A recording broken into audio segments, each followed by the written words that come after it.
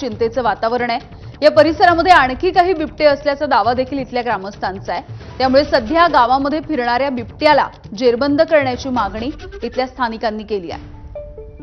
तर अहिल्यानगरच्या राहातामधला हा व्हिडिओ आपण बघतोय। आजूबाजूला बऱ्यापैकी ऊसाची आणि इतर शेती देखील आहे। या ठिकाणी या शेत शिवारामधून बिबट्या फिरताना दिसतोय।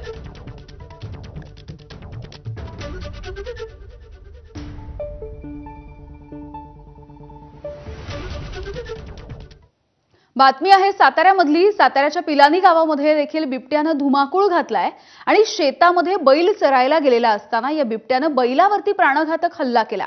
या हल्ल्यामध्ये बैल आणि बिबट्या यांच्यामध्ये झटापट झाली आणि बैल गंभीररित्या जखमी झालेला आहे। या झटापटीमध्ये बैलाचं एक शिंग देखील पूर्णपणे तुटलाय। बिबट्याच्या हल्ल्यामध्ये हा बैल जखमी झालेला आपण बघतोय आणि सध्या ग्रामस्थांमध्ये चिंतेचं वातावरण आहे। वन विभाग आणि प्रशासनाने या बिबट्याचा बंदोबस्त करावा अशी मागणी इथल्या ग्रामस्थांनी केली आहे।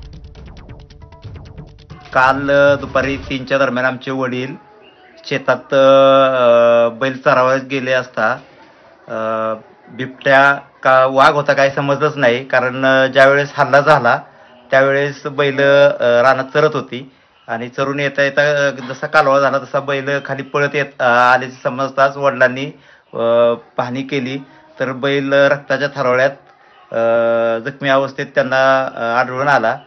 तसेच आम्ही प्राथमिक आरोग्य केंद्र कुमटे जनावरांच्या डॉक्टरांना फोन करून त्याच्यावर प्राथमिक उपचार केले